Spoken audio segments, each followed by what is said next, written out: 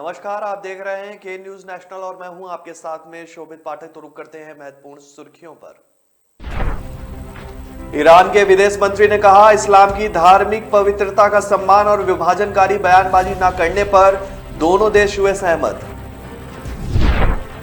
सीतापुर में आस्था के साथ खिलवाड़ की तस्वीर, शौचालय में देवी देवताओं की तस्वीर वाली लगी टाइल्स, मामले में 2 गिरफ्तार। नोएडा पुलिस को बड़ी कामयाबी, 500 से ज्यादा लूट की घटना को अंजाम देने वाले बदमाशों को किया गया गिरफ्तार। दिल्ली के राजेंद्र नगर उपचुनाव के लिए ड्राई डे का ऐलान, इतने दिन बंद रहेगी शराब की दुकान। और धर्मांतरण विरोधी कानून की मांग पर बोले सीएम नीतीश, बिहार में इसकी जरूरत नहीं, अलर्ट रहती है सरकार। देश में नुपुर शर्मा के पैगंबर मोहम्मद को लेकर दिए गए बयान पर सियासी बवाल मचा हुआ है, मगर इस मामले पर जो है तेहरान में राजनयिक ऐतराज जताने वाले ईरान के विदेश मंत्री अमीर न केवल 3 दिन के भारत दौरे पर दिल्ली आए, बल्कि प्रधानमंत्री नरेंद्र मोदी से उन्होंने मुलाकात भी की। बीते दिन ईरानी विदेश मंत्री ने कहा कि भारत के साथ इस्लाम की धार्मिक पवित्रता का सम्मान करने और विभाजनकारी बयानबाजी न करने की जरूरत पर दोनों देश सहमत हुए हैं।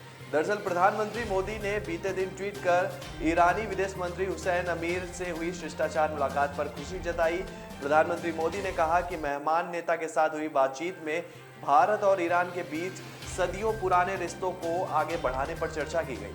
साथ ही उन्होंने इस बात पर भी जोर दिया कि आपसी संबंधों से न केवल दोनों देशों का फायदा हुआ है, बल्कि क्षेत्रीय सुरक्षा व समृद्धि को भी मजबूती मिली है। इससे पहले ईरानी विदेश मंत्री की भारत के विदेश मंत्री डॉक्टर एस जयशंकर से भी मुलाकात हुई थी। द्विपक्षीय वार्ता के दौरान जहां भारत और ईरान के बीच साझेदारी के नए रोड मैप पर चर्चा हुई, वहीं अफगानिस्तान के हालात समेत क्षेत्रीय सुरक्षा के मुद्दों पर भी चर्चा की गई। इस दौरान दोनों मुल्कों के बीच न्यायिक सहयोग के एक समझौते पर भी मोहर लगाई गई। साथ ही प्रधानमंत्री मोदी और राष्ट्रपति रईसी की जल्दी मुलाकात पर भी बात हुई। अमेरिकी मुलाकात भारत के राष्ट्रीय सुरक्षा सलाहकार अजीत डोवाल से भी हुई और ईरान से राष्ट्रपति रईसी की सरकार आने के बाद विदेश मंत्री स्तर का यह पहला भारत दौरा है।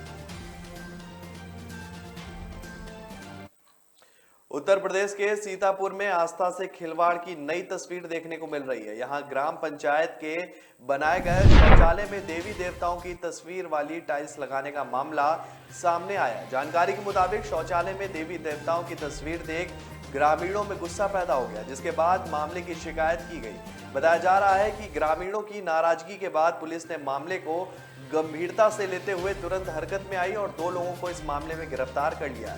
वहीं एक अन्य शख्स को भी आरोपी के तौर पर देखा जा रहा है। पुलिस ने जिन 3 लोगों को आरोपी बनाया उसमें महिला ग्राम प्रधान रेशमा, उनका बेटा मोहले और एक और सहयोगी रहमुल्ला शामिल है। जानकारी के मुताबिक बजरंग दल की शिकायत पर इन तीनों के खिलाफ धार्मिक भावनाओं को आहत करने वाली धाराओं के तहत कार्रवाई की गई। बताया जा रहा है कि स्वच्छ भारत मिशन के तहत 2018-19 में शौचालय को बनाया गया था। गिरफ्तार महिला ग्राम प्रधान ने अपने ऊपर लगे आरोपों को खारिज कर दिया। उनके मुताबिक शौचालय के निर्माण 4 साल पहले हुआ था, जिस वक्त वो ग्राम प्रधान नहीं थी।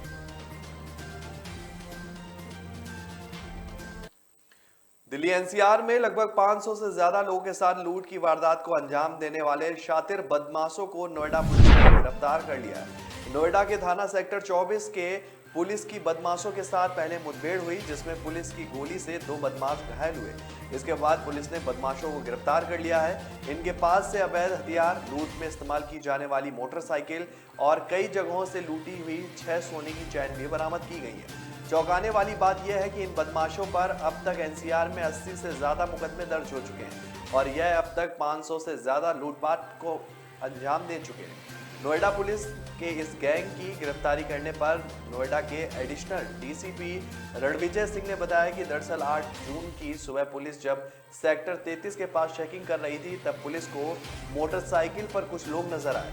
पुलिस को इन पर शक हुआ, जिसके बाद पुलिस ने इन्हें रुकने का इशारा दिया, लेकिन यह बदमाश रुकने की जगह पुलिस पर ही गोलियां बरसाने लगे, जिसकी जवाबी कार्रवाई में पुलिस ने इन पर गोली चलाई। पुलिस ने जब गोली चलाई तो 2 बदमाश घायल हो चुके।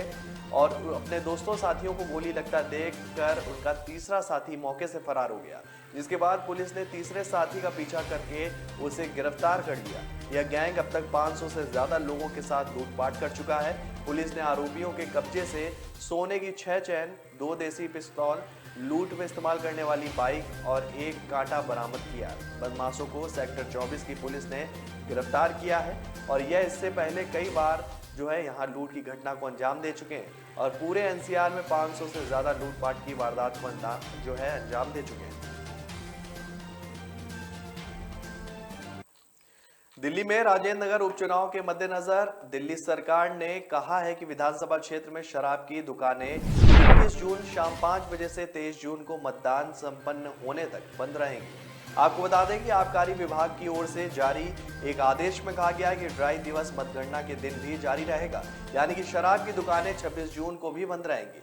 आम आदमी पार्टी ने उपचुनाव के लिए सीट से अपने एमसीडी के प्रभारी दुर्गेश पाठक को टिकट दिया है, जबकि बीजेपी ने पूर्व पार्षद राजेश भाटिया पर भरोसा जताया है। कांग्रेस ने भी पूर्व पार्षद प्रेमलता को टिकट दिया है। राजेंद्र नगर सीट से आपके राघव चड्ढा विधायक थे, लेकिन राज्यसभा के लिए चुने जाने के बाद उन्होंने विधायक पद से इस्तीफा दे दिया, इसलिए यहाँ उपचुनाव कराया जा रहा है। राजेंद्र नगर उपचुनाव के लिए आप कांग्रेस और बीजेपी उम्मीदवारों ने सोमवार को नामांकन भी कर दिया है। दिल्ली मुख्य निर्वाचन कार्यालय की वेबसाइट के अनुसार इस चुनाव के लिए कुल 32 नामांकन आए, जो 21 उम्मीदवारों ने जो है इस चुनाव में दाखिल किए। हलफनामों के अनुसार बीजेपी उम्मीदवार राजेश भाटिया सबसे अमीर हैं और इसके साथ ही आप उम्मीदवार दुर्गेश पाठक के पास सबसे कम संपत्ति है। कांग्रेस प्रत्याशी प्रेमलता की चल संपत्ति जो है वो 6,94,970.95 रुपए है। पूर्व निगम पार्षद भाटिया के पास भी चल संपत्ति दर्ज की है। देश के हरियाणा, कर्नाटक, अरुणाचल प्रदेश, छत्तीसगढ़, गुजरात, हिमाचल प्रदेश, झारखंड, मध्य प्रदेश, ओडिशा, उत्तर प्रदेश और उत्तराखंड जैसे अन्य राज्यों ने धर्म परिवर्तन को प्रतिबंधित करने वाले कानून पारित किए। बिहार में धर्मांतरण विरोधी कानून की मांग को लेकर बीजेपी हमेशा अपनी ही सरकार पर हमलावर रहती है और समय समय पर इस मांग को उठाती रहती है। अभी हाल ही में केंद्रीय मंत्री गिरिराज सिंह समेत बीजेपी के अन्य नेता राज्य में धर्मांतरण विरोधी कानून की मांग कर रहे थे। इस पर बिहार में बीजेपी के सहयोग से सरकार चला रहे मुख्यमंत्री नीतीश कुमार ने एक बड़ा बयान देते हुए कहा कि सूबे में धर्मांतरण विरोधी कानून की जरूरत नहीं है। सीएम नीतीश ने कहा कि बिहार सरकार इसको लेकर हमेशा अलर्ट रहती है, सभी लोग शांति से रहते हैं, राज्य में पूरी तरह एकता है। उन्होंने स्पष्ट कहा कि बिहार में इस तरह का कोई कानून नहीं आएगा। उन्होंने कहा कि बिहार में किसी भी धर्म के बीच जो है डिस्ट्रीब्यूट नहीं है, लोग चाहे किसी भी धर्म के हों, सभी यहाँ शांति से रहते हैं। बिहार में हम लोगों ने सब काम बेहतर तरीके से किया, यहाँ आपस में विवाद टकराव नहीं है। सरकार की तरफ से ध्यान दिया जाता रहता है कि कोई गड़बड़ ना हो, सरकार हर समय सतर्क रहती है। नीतीश कुमार ने बीजेपी को सीधा संदेश दिया है कि यह सब बिहार में नहीं होगा। आपको बता दें कि केंद्रीय मंत्री गिरिराज सिंह समेत बीजेपी के अन्य नेता राज्य में धर्मांतरण विरोधी कानून की मांग समय समय पर करते रहते हैं। साथ ही अल्पसंख्यक शब्द को खत्म कर देने की मांग भी बेगूसराय से सांसद गिरिराज सिंह समेत बीजेपी के कई नेता करते हैं।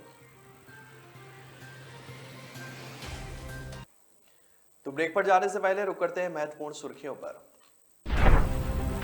ईरान के विदेश मंत्री ने कहा, इस्लाम की धार्मिक पवित्रता का सम्मान और विभाजनकारी बयानबाजी न करने पर दोनों देश हुए सहमत।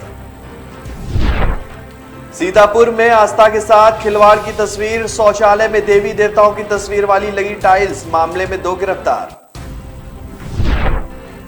नोएडा पुलिस को बड़ी कामयाबी, 500 से ज्यादा लूट की घटना को अंजाम देने वाले बदमाशों को किया गया गिरफ्तार। दिल्ली के राजेंद्र नगर उपचुनाव के लिए ड्राई डे का ऐलान, इतने दिन बंद रहेगी शराब की दुकान। और धर्मांतरण विरोधी कानून की मांग पर बोले सीएम नीतीश, बिहार में इसकी जरूरत नहीं, अलर्ट रहती है सरकार। लोग मुझे कभी बहुत अच्छा समझते हैं, कभी बहुत बुरा। How insensitive. भगवान जैसे है हमारे लिए। एनी टेस्ट जरूरी है क्या? जान बचाई है मेरे बेटे की।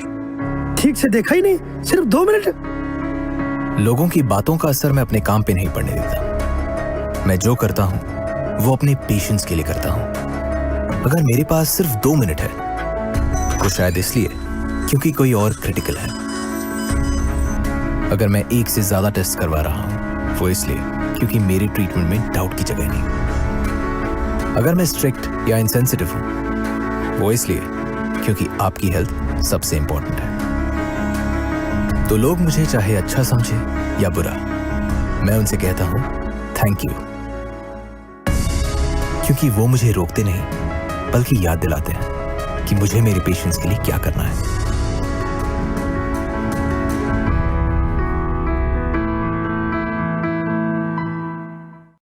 ब्रेक के बाद फिर स्वागत है आपका। रुक करते हैं आगे की खबरों पर।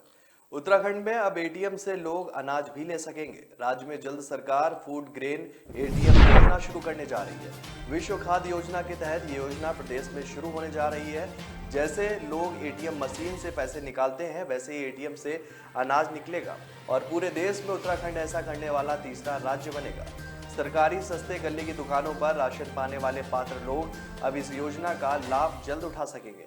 साथ ही राशन की दुकानों पर लाइन लगाने की झंझट से भी लोगों को छुटकारा मिलेगा। खाद्य एवं नागरिक आपूर्ति मंत्री रेखा आर्य ने कहा कि विश्व खाद्य योजना के तहत ये योजना पायलट प्रोजेक्ट के तौर पर राज्य में शुरू की जाएगी। दरअसल फूड ग्रेन एटीएम पैसे निकालने वाली एटीएम मशीन की तरह ही है और विश्व खाद्य योजना के तहत इस प्रोजेक्ट को उत्तराखंड में मंजूरी मिल गई। पात्र लोग इसका फायदा ले सकेंगे। अभी पूरे देश में ये योजना सिर्फ ओडिशा और हरियाणा में चल रही है। अब उत्तराखंड देश का ऐसा तीसरा राज्य बनने जा रहा है। इसका सिस्टम एटीएम मशीन की तरह ही है, साथ ही इसकी स्क्रीन भी एटीएम की तरह है। राशन कार्ड धारक यानी कि पात्र लोग एटीएम मशीन से चावल, दाल, गेहूं निकाल सकेंगे। ये योजना पायलट प्रोजेक्ट के तौर पर है जिसे जल्द शुरू किया जाएगा। इस योजना की जानकारी देते हुए रेखा आर्य ने कहा कि पात्र लोगों का एटीएम कार्ड की तरह राशन के लिए एटीएम बनेगा। इससे लोगों को भी ये लाभ मिलेगा कि व्यक्ति कहीं से भी अपना राशन ले सकेंगे। रेखा आर्य ने कहा कि पहले एक ट्रायल के तौर पर इसकी शुरुआत की जाएगी। ये योजना सफल रही तो फिर पूरे प्रदेश में से लागू कर दिया जाएगा।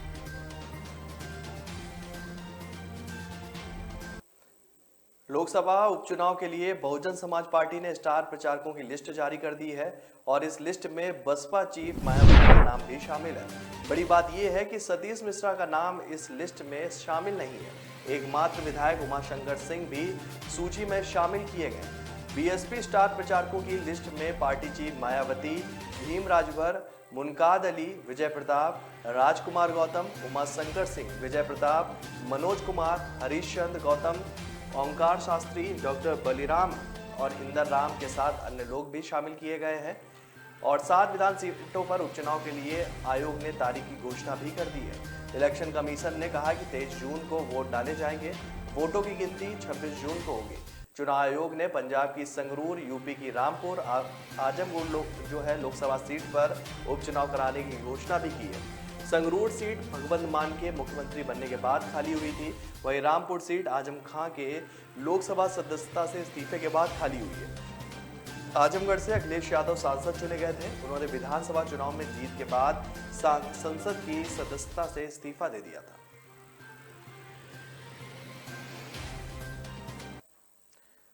राजस्थान में राज्यसभा चुनाव में सेंधमारी की आशंका की वजह से बाड़ेबंदी में शामिल कांग्रेस और समर्पित विधायक गुरुवार को जयपुर लौटेंगे। वे उदयपुर से विशेष विमान से जयपुर एयरपोर्ट पहुंचेंगे।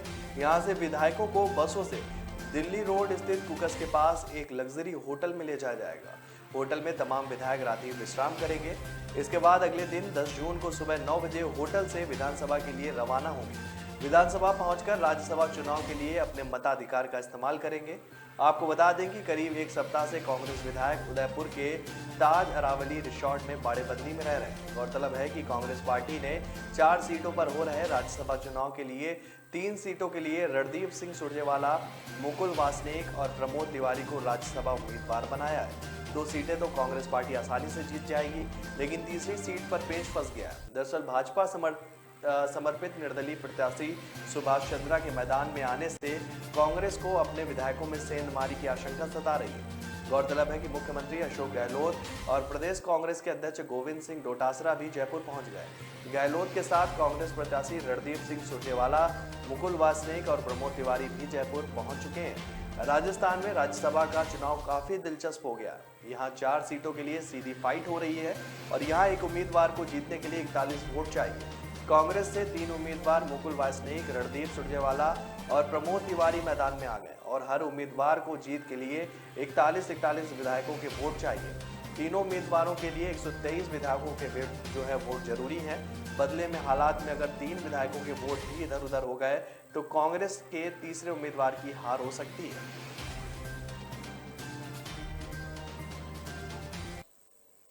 उत्तर प्रदेश 13 सीटों पर विधान परिषद चुनाव हो रहा है और इस चुनाव में समाजवादी पार्टी ने 4 सीटों पर अपने उम्मीदवार उतारे हैं। सपा के इन सभी उम्मीदवारों की जीत भी तय मानी जा रही है। हालांकि पार्टी ने इन सीटों पर अपने गठबंधन के एक भी उम्मीदवार को अपना प्रत्याशी नहीं बनाया। ऐसे में अखिलेश यादव से गठबंधन के 3 बड़े दल नाराज बताए जा रहे हैं। सपा गठबंधन में गुरुवार को एक बार फिर बिखरता दिखाई दे रही है। गठबंधन के तीनों दलों ने सपा के खिलाफ मोर्चा खोल दिया है। सीट नहीं मिलने से सपा गठबंधन के 3 दल अखिलेश यादव से नाराज नजर आ रहे हैं। ऐसे में अब आजम खां की नाराजगी दूर होने के बाद पार्टी को अपने गठबंधन दलों की नाराजगी झेलनी पड़ रही है। एमएलसी चुनाव में टिकट नहीं मिलने से ओपी राजभर की प्रसुपा, केशव देव मौर्य की महान दल, संजय सिंह चौहान की जनवादी सोशलिस्ट पार्टी, चाचा शिवपाल ने सपा के खिलाफ बगावती तेवर दिखाने शुरू कर दिए। गठबंधन से कोई उम्मीदवार नहीं बनाए जाने पर केशव देव मौर्य ने कहा कि वो अब किसी भी कीमत पर अखिलेश यादव से बातचीत नहीं करेंगे। वहीं जनवादी सोशलिस्ट पार्टी के अध्यक्ष संजय चौहान ने सपा प्रमुख पर वादा खिलाफी का आरोप लगाया। उधर सुभाषपा प्रमुख ओपी राजभर, उनके बेटे अरविंद और अरुण राजभर ने भी अपनी नाराजगी जाहिर की है। वहीं चाचा शिवपाल यादव ने तो पहले ही बगावती तेवर दिखाने शुरू कर दिए। यूपी में प्रचंड गर्मी का प्रकोप गुरुवार को भी बरकरार रहेगा। भारतीय मौसम विज्ञान विभाग के मुताबिक प्रयागराज, कानपुर, आगरा, बांदा और झांसी सहित कई जिलों में लू चलेगी, जिसे लेकर येलो अलर्ट भी जारी किया गया है। इस बीच राहत की बात यह है कि गुरुवार को पूर्वी और तराई यूपी के जिलों में आसमान में आंशिक रूप से बादल छाए रहेंगे और बारिश या गरज के साथ बौछारें या धूल भरी आंधी चलने की संभावना जताई गई है। इससे पहले बुधवार को यूपी की राजधानी लखनऊ में अधिकतम तापमान सामान्य से 3 ज्यादा यानी कि 42.6 डिग्री दर्ज किया गया था। वहीं यूपी में सबसे ज्यादा अधिकतम तापमान फतेहगढ़ में 45.7 डिग्री रिकॉर्ड हुआ। इसके बाद प्रदेश में प्रयागराज, बांदा, झांसी और आगरा में अधिकतम तापमान 45.2 डिग्री रहा। वाराणसी में 44.4 रिकॉर्ड दर्ज हुआ। मौसम विभाग के मुताबिक यूपी में 25 जून तक मानसून की दस्तक हो सकती है। दूसरी तरफ प्रदेश के ज्यादातर शहरों में वायु गुणवत्ता सूचकांक अच्छा से खराब श्रेणी में है और जल्द ही मौसम में परिवर्तन देखने को भी मिलेगा।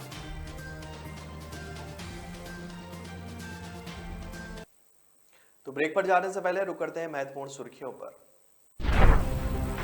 ईरान के विदेश मंत्री ने कहा, इस्लाम की धार्मिक पवित्रता का सम्मान और विभाजनकारी बयानबाजी न करने पर दोनों देश हुए सहमत। सीतापुर में आस्था के साथ खिलवाड़ की तस्वीर, शौचालय में देवी देवताओं की तस्वीर वाली लगी टाइल्स, मामले में 2 गिरफ्तार।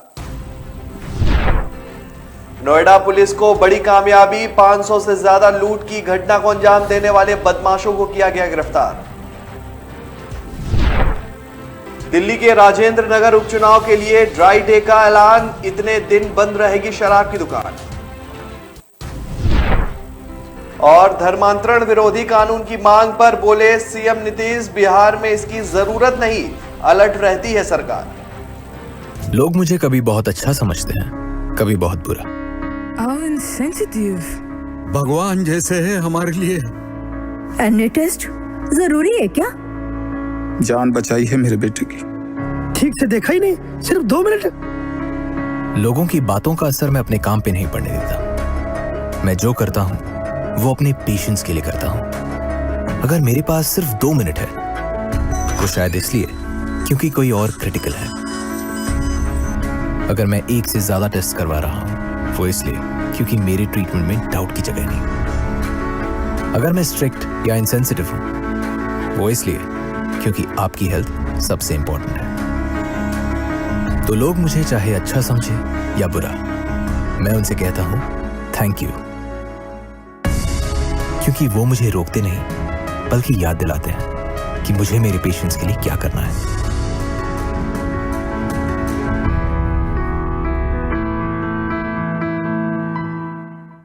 ब्रेक के बाद फिर स्वागत है आपका। रुक करते हैं आगे की खबरों पर। समाजवादी पार्टी पर यूपी के डिप्टी सीएम ब्रजेश पाठक ने बुधवार को जबरन निशाना साधा। इस दौरान उन्होंने राज्य में हो रहे आजमगढ़ और रामपुर सीटों पर उपचुनाव पर भी प्रतिक्रिया दी। डिप्टी सीएम ने कहा कि सपा अपने ही बुने जाल में फंस गई है। जिस ढंग से उन्होंने अराजकता को बढ़ावा दिया और बैड एलिमेंट को लेकर साथ चले हैं, इसलिए उन्हें प्रदेश के सभी चुनाव में जनता ने नकार दिया।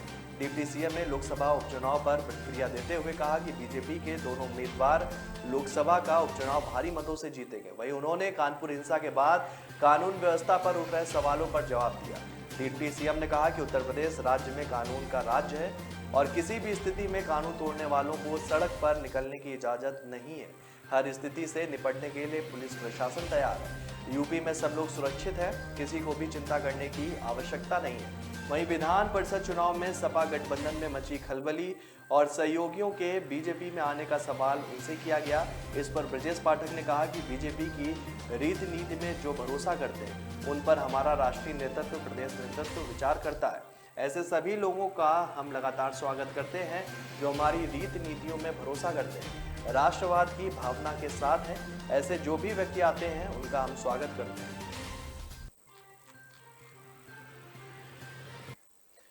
दिल्ली पुलिस ने बीजेपी के पूर्व प्रवक्ता नुपुर शर्मा के खिलाफ पैगंबर मोहम्मद पर एक टीवी डिबेट के दौरान अपमानजनक टिप्पणी को लेकर एफआईआर दर्ज की है और इसके साथ ही पैगंबर मोहम्मद को लेकर सोशल मीडिया पर भड़काऊ पोस्ट और गलत जानकारी देने के खिलाफ 8 अन्य लोगों पर भी एक्शन लिया गया है। दिल्ली पुलिस की आईएफएसओ यूनिट ने इन लोगों के खिलाफ अलग अलग प्रावधानों के तहत केस दर्ज किया है। दिल्ली पुलिस की स्पेशल सेल की तरफ से दर्ज दूसरी एफआईआर में बीजेपी के नवीन जिंदल, पत्रकार सभा नकवी का भी नाम शामिल किया गया। इसमें शादाब चौहान, मौलाना मुफ्ती नदीम, अब्दुल रहमान, गुलजार अंसारी, अनिल कुमार मीणा और पूजा शकुन का नाम शामिल है। दिल्ली पुलिस अब इन लोगों को पूछताछ के लिए नोटिस भेजने की तैयारी में है।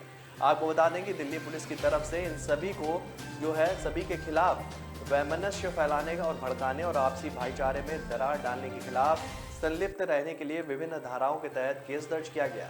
गौरतलब है कि इससे पहले पैगंबर मोहम्मद पर विवादित टिप्पणी को लेकर रविवार को बीजेपी ने कार्रवाई करते हुए नुपुर शर्मा को प्राथमिक सदस्यता से सस्पेंड कर दिया था, जबकि नवीन जिंदल को पार्टी से निकाल दिया गया था।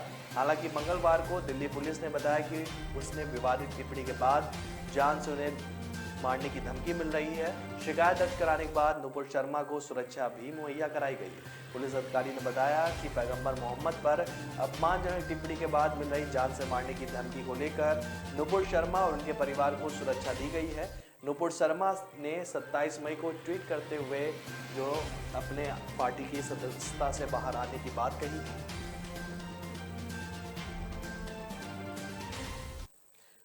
ग्रेटर नोएडा के जेवर इंटरनेशनल एयरपोर्ट की साइट पर गुरुवार को किसान महापंचायत करेंगे। किसान अपनी मांगों को लेकर गुरुवार को महापंचायत करेंगे। इस महापंचायत में किसान नेता राकेश टिकैत भी पहुंचेंगे। किसानों की मांगों को लेकर इस महापंचायत में ऐलान किया जाएगा कि आगे की रणनीति क्या होगी। ग्रेटर नोएडा में गुरुवार को जेवर अंतर्राष्ट्रीय एयरपोर्ट के पास किसानों की महापंचायत आयोजित की जाएगी, जिसमें किसान नेता राकेश टिकैत भी रहेंगे। किसानों के द्वारा होने वाले महापंचायत के आयोजन को लेकर किसानों के साथ बातचीत भी की गई है। किसानों ने बताया कि हमारी समस्या क्या है, जिसको लेकर हम लोग महापंचायत करने जाएंगे। किसानों ने कहा कि जो भी महापंचायत का फैसला होगा वह हम लोग मानेंगे। मुख्य रूप से किसानों के मुआवजे की समस्या है, बेरोजगारी की समस्या है, सड़क की समस्या है। किसान रियासत अली का कहना है कि गुरुवार को जो महापंचायत होने जा रही है, हमने अपनी गायों का भी इंतजाम कर दिया। जैसे हमारा शीर्ष नेतृत्व कहेगा वैसे हम चलने के लिए तैयार हैं। गुरुवार को टिकैत साहब भी आ रहे हैं। उनके नेतृत्व में जो भी फैसला लिया जाएगा उसके लिए हम सभी तैयार रहेंगे। वहीं गांव के एक और किसान का कहना है कि सरकार ने वादे किए थे कि किसानों को बिजली मुफ्त दी जाएगी। मुफ्त के बजाय किसानों को ट्यूबवेलों पर मीटर लगा दिए गए। 4 गुना सर्किल रेट मुआवजा देने का वादा किया गया था, वो भी नहीं किया गया। जो गांव एयरपोर्ट में उठा दिए गए हैं उनके रास्ते बिल्कुल बंद कर दिए गए हैं। उनके निकलने में बहुत दिक्कत हो रही है। इस मीटिंग में ये बात भी रखी जाएगी।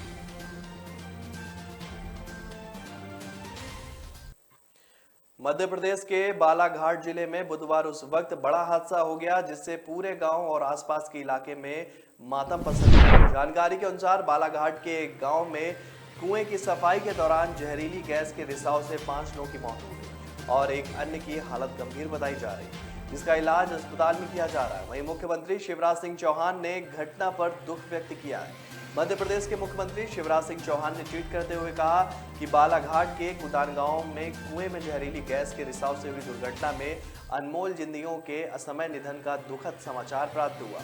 ईश्वर से दिवंगत आत्माओं को अपने श्री चरणों में स्थान और परिजनों को यह गहन दुख सहने की शक्ति प्रदान करने की प्रार्थना करता हूँ। विनम्र श्रद्धांजलि। बालाघाट के बिरसा थाना क्षेत्र की ग्राम पंचायत भूतना के गांव कुदान में गर्मी बढ़ने के कारण इन दिनों पानी की समस्या खड़ी हो गई, जिसके कारण गांव के कुछ युवक ने एक कुएं की सफाई करने की सोची। जिसके बाद कुछ युवक कुएं की सफाई के लिए उसमें उतर गए। कुएं की सफाई के दौरान जमीन के नीचे से ही जहरीली गैस के रिसाव के कारण सभी बेहोश हो गए। जिसके बाद गांव वालों ने बड़ी मशक्कत कर सभी को बाहर निकाला। जिसके बाद ग्रामीण बेहोशी की हालत में सभी को लेकर बिरसा अस्पताल लेकर पहुंचे, जहां डॉक्टरों की टीम ने जांच के दौरान 5 युवकों को मृत घोषित कर दिया।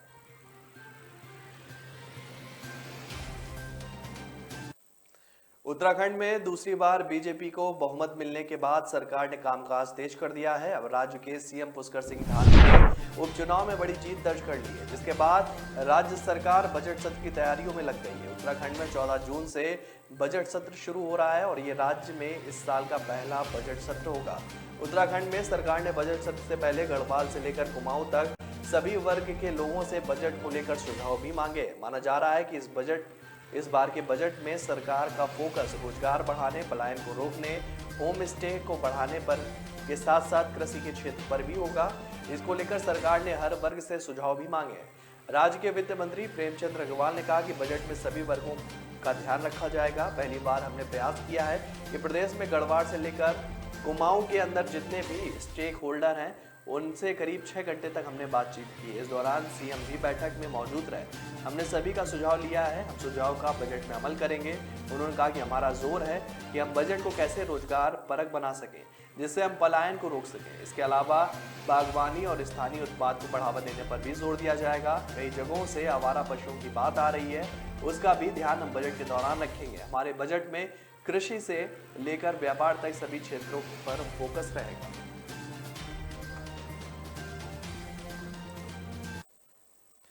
तो फिलहाल इस बुलेटिन में मेरे साथ इतना ही। आगे की खबरों के लिए बने रहिए के न्यूज़ नेशनल के साथ। तब तक के लिए नमस्कार।